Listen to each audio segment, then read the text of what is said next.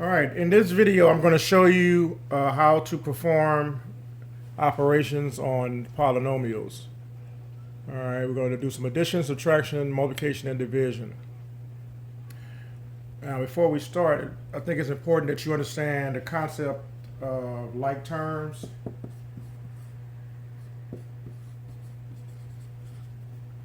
Okay, like terms are numbers that have the same variable combination. So, for example, if we have 2a and 6a, these are like terms because they have the exact same variable combination. So, a and a.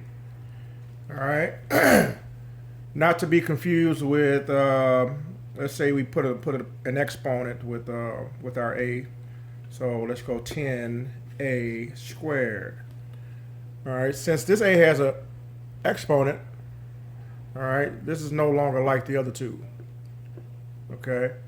Now, anytime we're dealing with like terms, we're supposed to always combine them. All right. So since these two are alike, the best way to read that is to say 2a's plus 6a's equals 8a's. All right. Now, if I had an operation here, I would just simply leave it as 10a squared because, oops, let's change that. Because, again, this a has an exponent on it. All right. Let me give you a couple more examples, and we're going to get into the operations. Okay, so we have 3n, 2np, 4nq, 6n. All right, let's put some operations with these. So let's go plus. Let's put a plus here. And why don't we throw a minus right there? All right, so the like terms, remember, they have to have the exact same variable combination. So if we just circle the variables and compare them, we can get a good idea of which ones are alike and which ones are not. So we have 3 n's here, so I'm going to circle the n. But here we have 2np. And here we have 4nq. And we have just n here. Now, 2 of these are alike and 2 of them are not. So can you determine which 2 are alike? You probably guessed it. 3 n's plus 6 n's. I'm sorry, not plus. That's a minus in front of there. All right, so we look at that as a negative situation. So we have 3 n's minus 6 n's. That gives us negative 3 n's. Okay, so 3 n's minus 6 n's gives you a negative 3 n's. All right, now since these are not alike, there's nothing we can do with them. And in our final expression, what we're going to do is we're just going to bring those down. 2np plus 4nq. And this will be the final answer because there are no more like terms. Okay. All right, so hopefully that helped.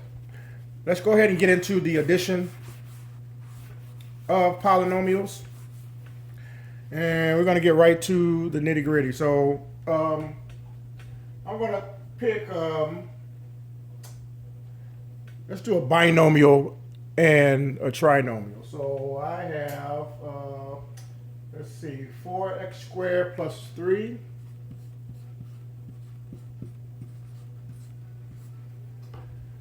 And we're going to add that to a trinomial. So let's go x squared minus 3x, and let's do a plus 5 right here. All right. So again, same situation. We look for the like terms. We're adding a binomial to a trinomial. Again, 1, 2, 3 terms, 1, 2, 3 terms trinomial. 1, 2 terms binomial. Addition. All right. So I'm going to go ahead and just circle my variable combinations. All right.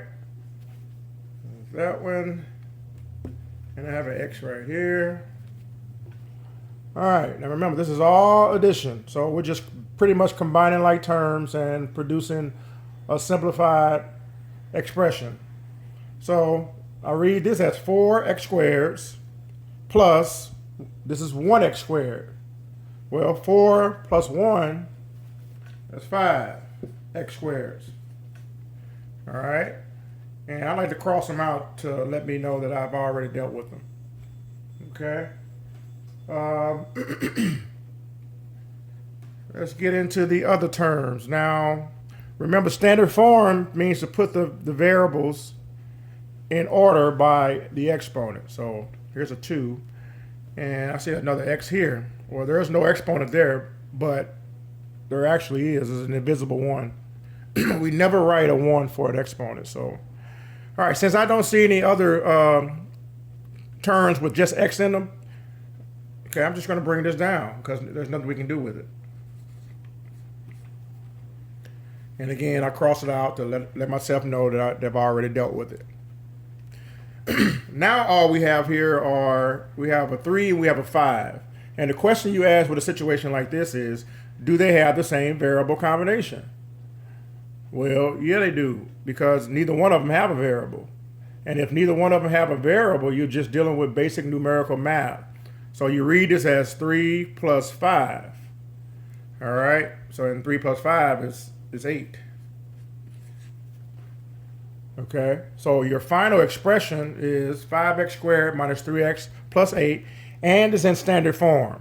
Okay, I got my 2, I got my 1, and then my 0 if there was a variable there, but we don't represent that. Okay, let's try another example, and then we're gonna get into subtraction and just show you the difference with subtraction. So with subtraction, this time let's do 2 trinomials. So let's go 9x squared plus 15x plus 21.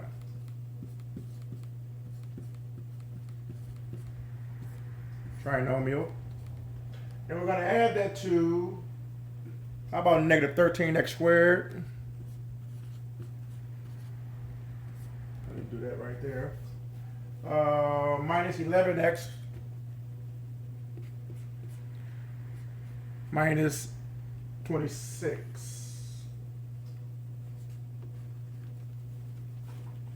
All right, you see that? All right, need to close this parenthesis. I kind of ran off the board there. All right, so again, be a good practice to just circle your variable combination so you can see what you're working with. That right there, that right there. Okay, I have an x squared. So over here, I'm going to look for an x squared. Over here, I have 9 of them. Over here, I have negative 13 of them. All right, so if we combine those, we have 9 minus 13, which is negative 4, and 4x squared. All right, done. Got my x's. I have 15 and I have negative 11. So in other words, I have 15 x's minus 11 x's. Well, that's a positive 4 x's. All right, so down here, down there. And last but not least, I have a positive 21 and a negative 26. All right, that becomes a negative 5. And this is all we can do. That'll be the final answer there. All right, we added 2 expressions to produce a new expression. Okay. Let's go ahead and do some subtraction real quick. All right, and I'll get right to the main difference with subtraction. All right, so with subtraction, it can get tricky at times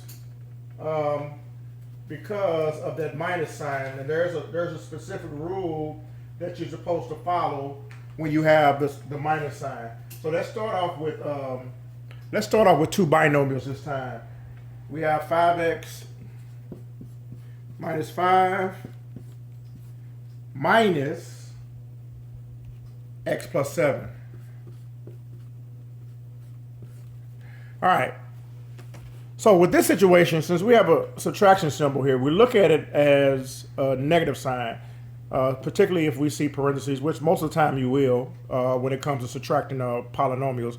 You'll see two sets of parentheses, one over the first polynomial and another set over the second polynomial. So in this case, like I said, we're dealing with two binomials. We're subtracting them. So there's a special rule here. All right. Now, if you recall the distributive property says A times B plus C, A times the quantity of B plus C equals, well, with distributive property, remember you're supposed to distribute the A to everything inside the parentheses. So if this was an apple, this was Bob, this was Kathy, we would give Bob and Kathy both an apple through multiplication. So it goes A times B, A times C, all right? And that gives you, and I'll write it down here because I've run out of space there, AB plus AC, okay? That's the distributive property rule. Now, this property comes into play when you're dealing with subtraction. Let me show you why. All right, so if we look at this negative sign here, minus sign here, same thing in this situation, negative, minus, whatever you want to call it, it's the same situation.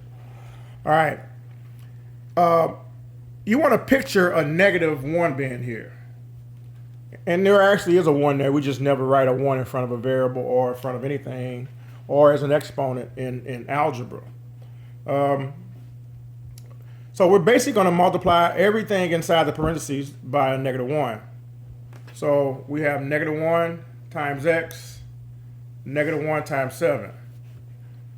In essence, what this does is, and I'm going to just bring everything down that I didn't change yet. So 5x minus 5 is still there. And I have, all right, so now in distributing here, what's going to happen is pretty much everything inside the parentheses is going to reverse signs. So if it's positive, it's going to become negative. If it's if it's negative, it's going to become positive. So we have -1 times positive x, that becomes negative x. -1 times positive 7 becomes -7. All right. And once you get rid of the parentheses over here, you really don't need the parentheses on the other side either. If you want to get rid of those, you could. Because now it's pretty much a situation where you're combining like terms. So again, x and x, those are alike. All right, I have 5 of them here. I have a -1 here. So we're basically looking at that as 5 minus 1. Okay, 5x's minus 1x's, or 1x, is 4x. All right. Now here we have, again, these are like terms because neither one of them have a variable. They're both negative. So this becomes a situation where we're adding two negative numbers, basically. -5 minus 7 is addition of two negative numbers. That becomes a -12. So out of these two binomials, we created a new binomial. All right. Now, sometimes you end up with a trinomial, quadrinomial. I mean, the list goes on and on to the possibilities. But as long as you follow those rules, you won't go wrong. So let's before we move on, let's go ahead and do two trinomials this time. Let's do 12 plus 5x plus 14x squared. So I have 12 plus 5x plus 14x squared. We're going to put those in parentheses. Minus 8x plus 15 minus 7x squared. So 8x plus 15 minus 7x squared. And as you can see, neither one of these trinomials are in standard form. They're not in order by the exponent, where if you want to say reverse order, they are. There's no variable. There's a variable with a power of 1, and there's a variable with a power of 2. So they are in ascending order, but their standard form is descending order. And over here, this is all mixed up. All right, you got 8x plus 15 minus 7x. All right, this is all mixed up. But it doesn't matter. As long as you follow the rules, you won't go wrong, okay? So since I know I have this -1 out here, this invisible -1, and all it's going to do is change every sign inside the parentheses, all right, I'm just going to get rid of all of my parentheses. So over here, I'm going to start off by writing 12 plus 5x plus 14. Get rid of that. 14x squared. And then here we go. That's a +8, so we're going to make it a -8. That's a +15, so we're going to make it a -15. That's a -7, so we're going to make it a +7 because a negative times a negative is a positive. And you got the squared there. All right, all of my parentheses are gone now. And so now we're ready to just combine our like terms. Again, we want to always put everything in standard form. All right, so starting with our x squareds. I have 14x squares here. I have 7x squares there. 14 plus 7, that's 21. Done and done. Okay, and then I have my x to the first power. All right, I have +5 here, -8 there. That becomes a -3 x's. Okay, done with that, done with that. I have 12, and I have -15. All right, 12 minus 15 is basically what we're looking at, and that becomes -3. All righty. So that is pretty much the basics behind addition and subtraction. The next video that I create will focus on multiplication and division. All right. Let me know if you have questions. These these examples can be found in your textbook, in your Springboard book. Polynomial starts on page 3. Let me find it for you. There we go. So page 355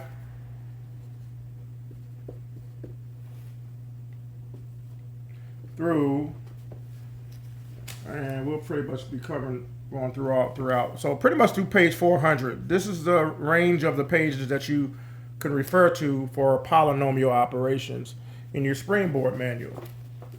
Okay. All right. Let me know if you have any questions about addition and subtraction.